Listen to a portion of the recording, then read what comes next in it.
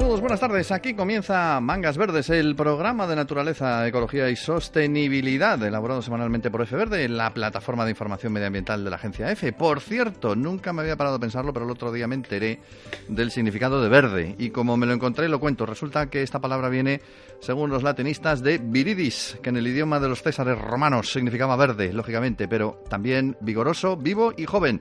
Y así somos nosotros, vigorosos, vivos y, bueno, inmortales, más que jóvenes. En todo caso, os recordamos que Mangas Verdes está en marcha gracias a Signus, garantizando la recogida gratuita de los neumáticos utilizados en cualquier taller de España que lo solicite y cumplan las normas establecidas para ello. Descúbrelo en signus.es y descubre también Mangas Verdes. Hoy con el control de sonido, manos de Ricardo Soler.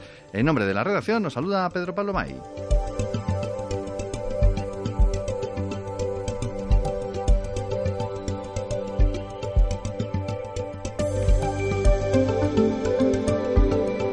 La Red Natura 2000 es objetivo prioritario en nuestro programa. Es el único en la radio española en la que cada semana os acercamos, y además de primera mano, porque vamos a todos los sitios de los que hablamos, a uno de los muchos espacios protegidos de los que disfrutamos en España. Además, es que los tenemos por toda nuestra geografía. Hoy, por ejemplo, vamos a comenzar en Aragón, en el Parque Natural de la Sierra y los Cañones de Guara, en Huesca, no muy lejos de la capital provincial. Allí nos vamos a acercar para conocer sus maravillas con Raúl Casado. Espacio de radio Infonatur 2000, proyecto Life Plus de la Unión Europea para divulgar el significado y los valores de la Red Natura 2000, coordinado por el Gobierno de Extremadura y la agencia EFE.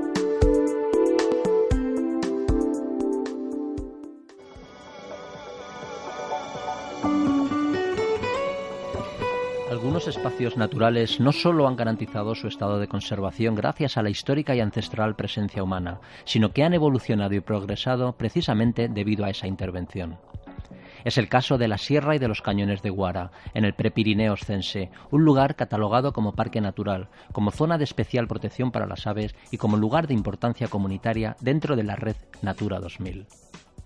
Pero Guara es sobre todo un lugar que ha evolucionado durante siglos, desde la prehistoria hasta la actualidad, ya que ha sido pionero en la implantación de deportes al aire libre, una actividad que se ha convertido en una fuente de riqueza para las poblaciones del entorno.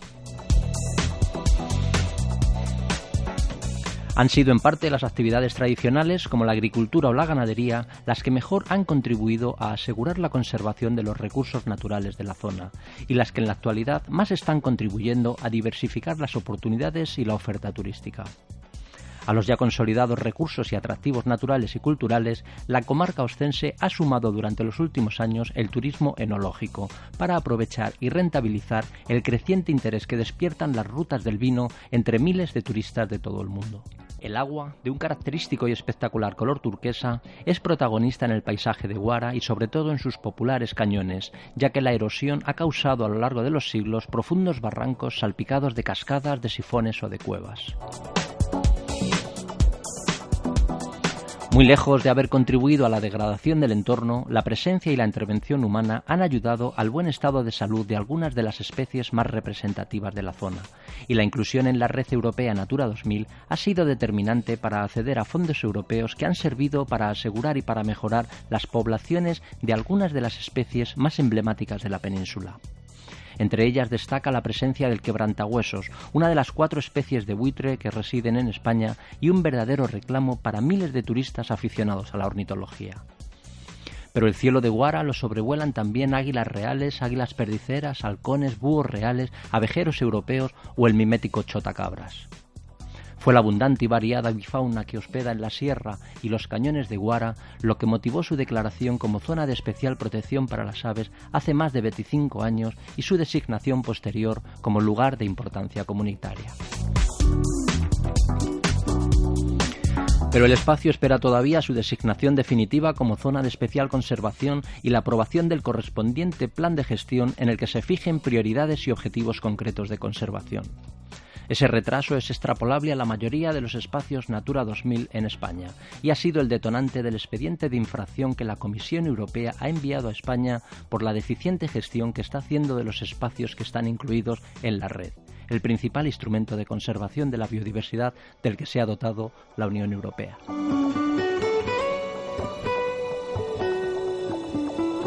espacio realizado con el apoyo del instrumento financiero Life Plus de la Unión Europea.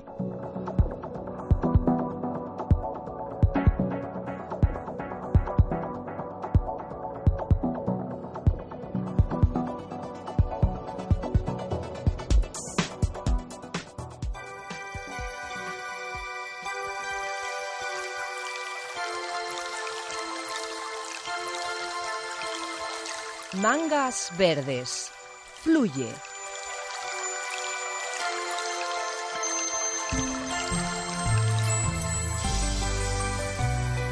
Una de las actividades que promocionamos de suyo en Mangas Verdes es el ecoturismo. A ver si es posible ir cambiando entre todos esas visitas de domingueros empeñados en arrasar cualquier terreno solo para impresionar a sus conocidos con su nuevo 4x4, dejando de paso un rastro de residuos tras de sí.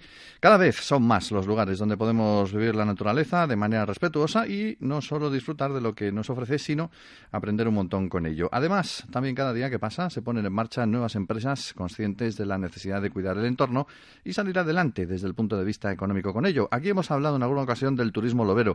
Hace unos días el Diario de León publicaba que solo en la montaña de Riaño este tipo de visitas invierte más de 100.000 euros al año en visitantes, más de 1 millar de ellos que llegan de todos los puntos de Europa. Es sin duda una cifra mayor de dinero que la que pueda dejar la caza o que los daños que pueda generar esta especie. Es uno de los puntos principales para la observación del lobo en Riaño. El otro está en la Sierra de la Culebra.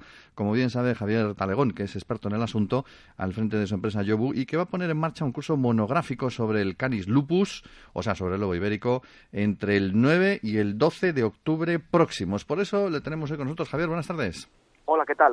Buenas tardes, buenos días. ¿Qué vais a hacer con ese curso? ¿Cómo lo tenéis planteado? Varios días en torno al puente, ¿no? Bueno, pues es un curso monográfico de los que realizamos en Yobu con cierta frecuencia, aprovechando por los puentes principales del año, Semana Santa, en el Puente de la Hispanidad, en diciembre, y es un curso pues centrado en el lobo, ¿no? Que toca diferentes temáticas y profundiza pues en diferentes aspectos de la ecología, de la biología, de la conservación del lobo, pues en uno de los lugares de referencia para la especie, como bien has dicho, la Sierra de la Culebra a nivel internacional, ¿no? Uh-huh. Bueno, el Diario de León daba esas cifras, lógicamente, de la zona de Riaño, pero allí vosotros tenéis también las vuestras, ¿no?, del número de visitantes. ¿Cuánta gente recibís al año interesados en el turismo? Bueno, la verdad que ese dato ahora mismo no lo sé, pero bueno, tenemos datos económicos. Yo te puedo decir, sí, por ejemplo, que en 2012 estimamos que el turismo de lobos solamente en comer y en dormir en las casas rurales de la Sierra de la Culebra estaba dejando cerca de 500.000 euros. Vale, te puedo decir también que, por ejemplo, los clientes que han pasado por las actividades de Yobu entre el mes de julio y el mes de agosto de este año, pues han dejado en la zona cerca de 16.000 euros, ¿no? Es decir, entre alojamiento, comidas, merchandising, actividades de ecoturismo. Es decir, eso multiplicado por las empresas que trabajamos en la zona y por varios años o muchos años de gente que visita la Sierra de la Culebra, no solo con empresas, sino también por libre, pues favorece un montón la economía local. Desde luego el lobo, sin ninguna duda, es un motor del desarrollo económico del noroeste zamorano. Es indiscutible.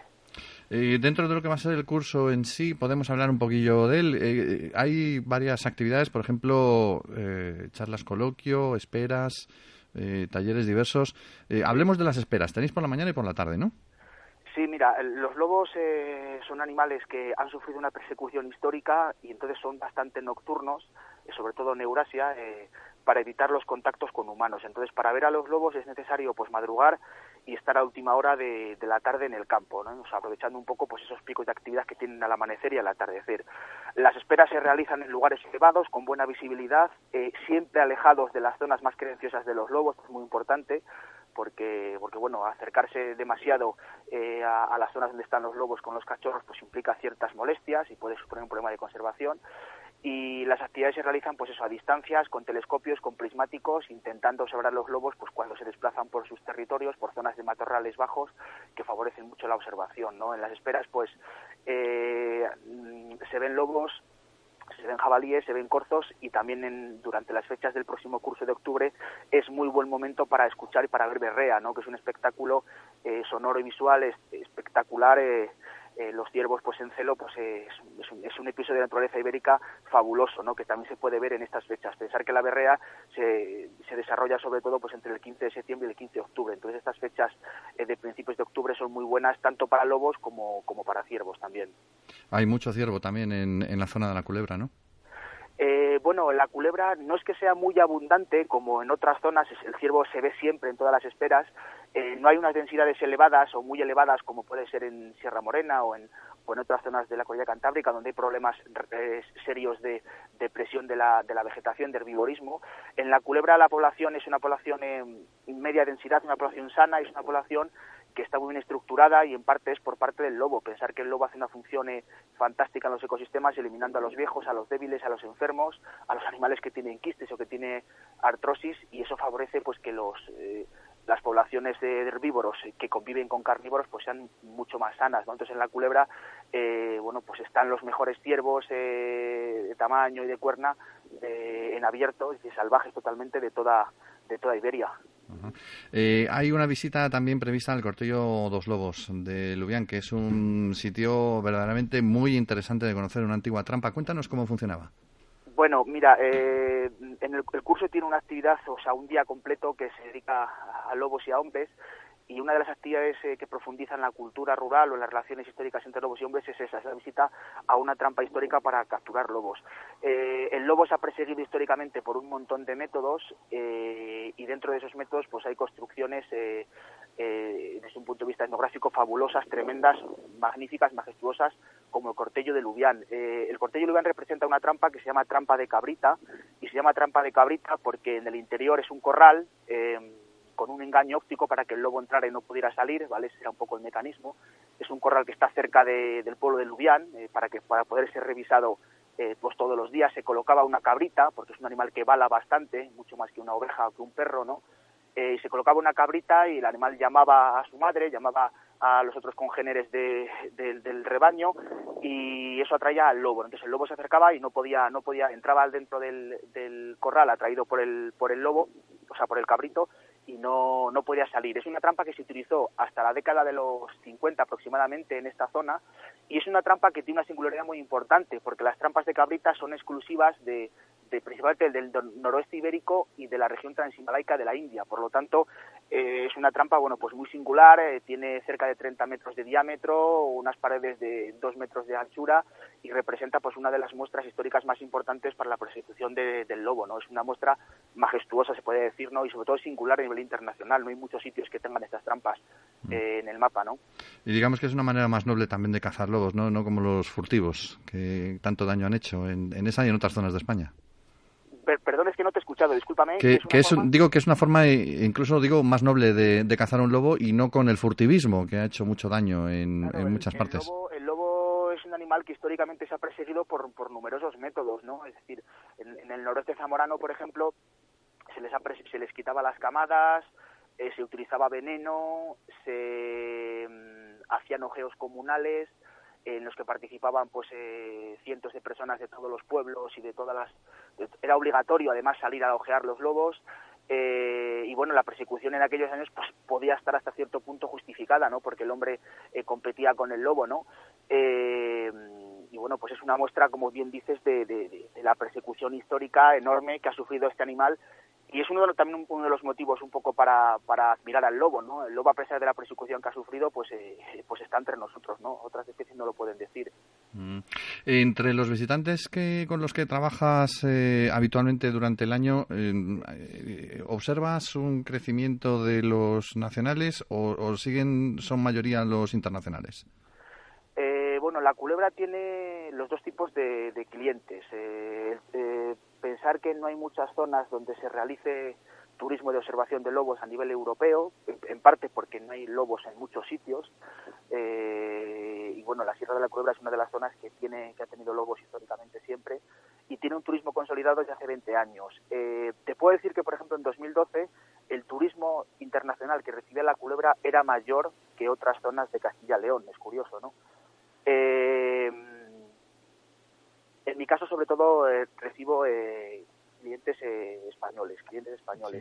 Te puedo decir que, por ejemplo, hay gente que llega, pues, gente especializada, gente no tan especializada. Te puedo decir que, por ejemplo, la media de edad está entre 41, 39, 41 años, y te puedo decir también que el 75% de la gente que llega a las actividades de Yobu tiene estudios universitarios terminados. Es un poco el perfil, ¿no?, que coincide con el ecoturista medio a nivel español, ¿no?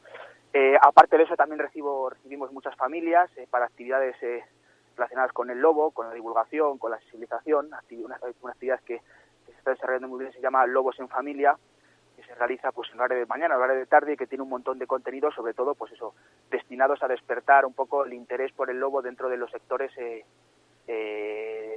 más pequeños, de edad más joven, ¿no? Es un poco el futuro de... Hay una cosa curiosa, especialmente en relación con esto. Me gustaría que nos comentaras tu experiencia con los chavales, porque todos los expertos en biodiversidad con los que hemos hablado siempre dicen que las películas de Disney y de dibujos animados en general, donde se antropomorfizan a distintos animales, han hecho mucho daño en las generaciones, ¿no? Quiero decir que se creen, muchas veces se trata a los animales salvajes como si fueran domésticos, en la idea de que van a reaccionar pues como los animales entrenados de las películas. Hombre, a mí hasta cierto punto pues no me agrada, por ejemplo, que los documentales de animales pues llamen al guepardo, a la hembra de guepardo de un nombre, o a la hembra de león con otro nombre. Es decir, creo que no es lo lógico, ¿no? Yo creo que hay que llamar las cosas por su nombre. Hay que explicar en este caso pues que los lobos son animales salvajes, que son difíciles de ver, y bueno, para ello realizamos un acercamiento, es decir, pues con materiales un poco pues de pieles, huellas, materiales en arcilla, réplicas de huellas, un poco para acercarse al conocimiento de la... Yo parto de la base fundamental de que para conservar a la naturaleza es necesario conocerla, ¿no? Entonces el primer paso es que los sectores de menor edad pues conozcan al lobo de primera mano, ¿no? Y para eso pues es necesario explicar que el lobo no es un problema real para la ganadería, que hay otros problemas, que el lobo come para alimentar a sus crías, que el lobo no es un asesino, explicar también, bueno, pues cuando los lobos matan más animales de la cuenta, pues muchas veces es porque no hay suficiente prevención en los rebaños, ¿no? Entonces se trata un poco también de desenmascarar esos tópicos que tanto daño están haciendo al medio natural y en este caso al lobo, ¿no? Entonces yo parto de la idea de que la divulgación de calidad y el conocimiento de calidad destinado a adultos y sobre todo a niños pues es necesario, ¿no? Piensa que Rodríguez de la Fuente llevó el lobo a las televisiones en un momento en el cual el lobo estaba a punto de desaparecer, y hace falta seguir trabajando esa divulgación de calidad para que los niños pues conozcan el lobo de primera mano y por lo menos lo alejen de los cuentos, ¿no? Igual Disney ha hecho mucho daño, pero desde luego los cuentos han hecho bastante, ¿no? Yobu.es, ahí se puede encontrar más información de este curso del 9 al 12 de octubre, curso monográfico sobre el lobo ibérico. Gracias por habernos acompañado, Javier. Gracias por el interés, buenos días, cuidaros, chao. Hasta luego. Mangas verdes. La naturaleza en tu corazón.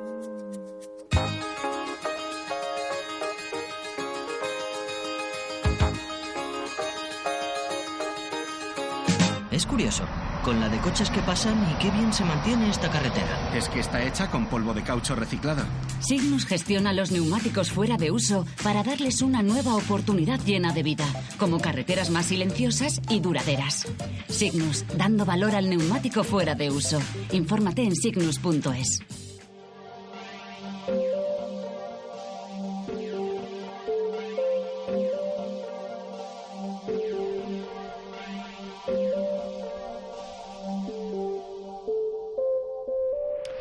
Estamos en nuestro club de las becarias verdes, en el que también hay becarios verdes, claro. Por ejemplo, Joaquín Nájera, al que vamos a saludar enseguida. Hoy hablaremos en este espacio de un problema especialmente irritante para las personas que estamos interesadas por la biodiversidad, aunque sea doméstica: el abandono de los animales de compañía. Según el último informe de Fundación Affinity, que hemos conocido este verano, más de 140.000 perros y gatos fueron recogidos durante 2014 por las sociedades protectoras de animales en España. De ellos, aquí la cara de la moneda, un 44% fueron adoptados y el 12%, aquí la cruz, fueron sacrificados. Bueno, y eso por no hablar de otros animales, como pájaros, tortugas, hasta serpientes, como esa cobra rey que se escapó la semana pasada de una casa, aunque fue en Orlando, en Florida, en Estados Unidos. Pero nos vamos a centrar de momento en perros y gatos.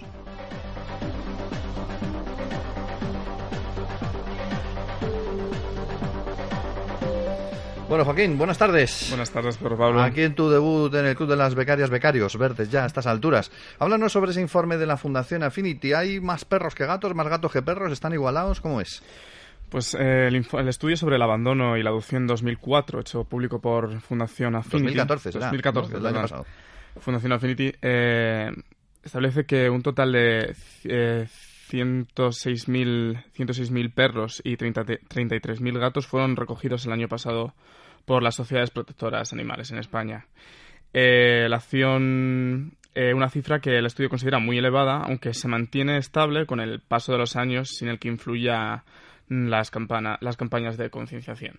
¿Cómo llega un animal de estos a casa? Porque normalmente cuando los perros que se dejan por ahí son los que se adoptan y muchas veces a lo mejor es que no había el suficiente interés dentro de la persona que lo tenía. ¿Cómo llega hasta el hogar?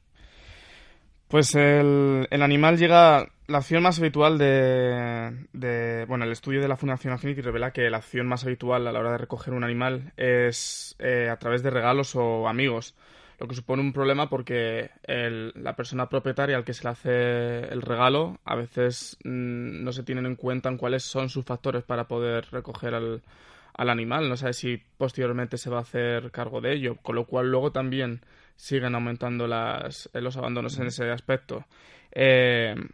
La mitad de los perros, un 43% de los que están en este tipo de refugios y más de una tercera parte de los gatos, un 40%, llegaron a los domicilios en forma de regalo. Y la compra se sitúa como una segunda acción en el caso de los perros, mientras que en el caso de los gatos destaca en segundo lugar. Y en el primer lugar, en el caso de los gatos, sería la recogida en las calles. Eso, los gatos, que muchas veces tenemos esa imagen de casi de los Simpsons, ¿no? De la señora esta de los gatos, que tiene 300.000 gatos, los va recogiendo todos por la calle. Hay también que hacer referencia, hemos dicho antes el dato ese de que un 44% de los animales recogidos por las protectoras fueron adoptados y un 17%, y un 12% sacrificados. Pero, ¿qué pasa con el otro porcentaje, con los otros animales que no están incluidos ahí? Al menos la mitad de los recogidos de las protectoras en 2004 fueron adoptados, un 17% devueltos a sus dueños porque, también muchos de esos perros se extravían y al final, gracias a los mecanismos de microchip, vuelven a sus casas. Un 16% sigue viviendo en la protectora y finalmente el 12% del que no se pueden hacer cargo por límites de espacio, todo este tipo de centros acaban siendo sacrificados. ¿Y hay alguna época del año donde se abandonen más o menos? Yo me acuerdo de los anuncios esos que se hacían siempre de él no te abandonaría, no lo harías, no lo hagas. Cuando se quedaban ahí tristemente los perros en las gasolineras. ¿Hay alguna época del año realmente que se abandone más que otra o no? Según este estudio, existe la creencia de que el mayor número de abandonos se da en verano, pero realmente refleja que es muy estable a lo largo de este. Y en el caso, por ejemplo, de los gatos, debido al proceso natural de las camadas, encontramos un pico de recogidas durante el segundo cuatrimestre del año. O sea, a partir de abril aproximadamente sería el año en el que, por ejemplo, las gatas están en celos cuando, después de parir, cuando más se recogen gatos en este tipo de centros. Y finalmente, cuéntanos por qué se abandona a un animal, cuáles son esos porcentajes. Bueno, en cuanto a los motivos de abandono, siguen siendo factores económicos, el 16%, y las camadas no deseadas sería el 13%, el comportamiento del animal, que sería un 12%, y finalmente la pérdida de interés por el animal sería un 9%. En este último caso, suele ser muy característico los perros que están destinados a la caza o a la competición, que muchas veces cuando cumplen esta función, que ya no sirven para correr o para la caza, finalmente acaban siendo abandonados, como podemos encontrar en muchos casos de, por ejemplo, galgos ahorcados y y demás. De otras imágenes bastante tristes, la verdad. Hay una plataforma que se pone en marcha dentro de muy poquito, que se llama matchcota.com, y en la cual todos aquellos que están verdaderamente interesados en asumir la responsabilidad, porque es una responsabilidad, no es para pasar el rato, de tener un compañero de juegos de 4 patas, pueden escoger directamente y de acuerdo con sus posibilidades esa capacidad de llevar a su casa a un perro o a un gato. Hoy, con esa nueva llamada que hacemos referencia a una adopción, como digo, responsable y controlada. Si quieres un animal, responsabilízate de él.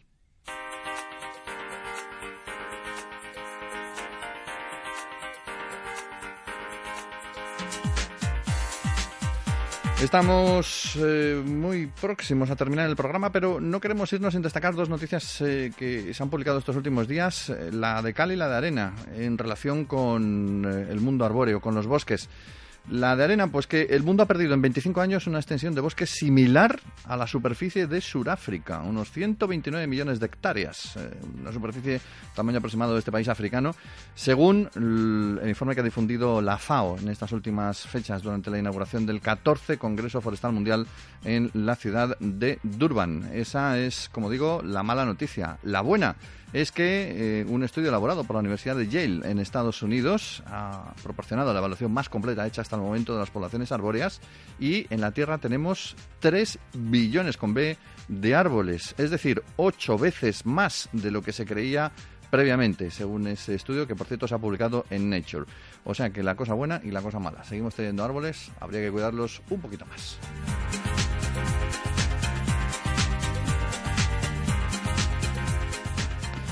De septiembre a los días primeros entra el ciervo en el picadero, así que, según dice y nos recuerda nuestro refranero celtibérico, si normalmente recomendamos pasar el mayor tiempo posible en la naturaleza, ahora más que nunca hay que apuntar hacia los bosques porque llegamos a la época de la berrea. Bien, hemos comentado hace un rato con Javier Talegón, que nos hablaba precisamente de que es un buen momento para acercarse a cualquiera de los muchos puntos de nuestra península donde todavía tenemos ciervos en libertad. Es curioso, porque insistimos en ello, no nos cansamos, que España, a pesar de todo, sigue teniendo un patrimonio natural impresionante en comparación con la mayor parte de Europa occidental, y hay que aprovecharlo.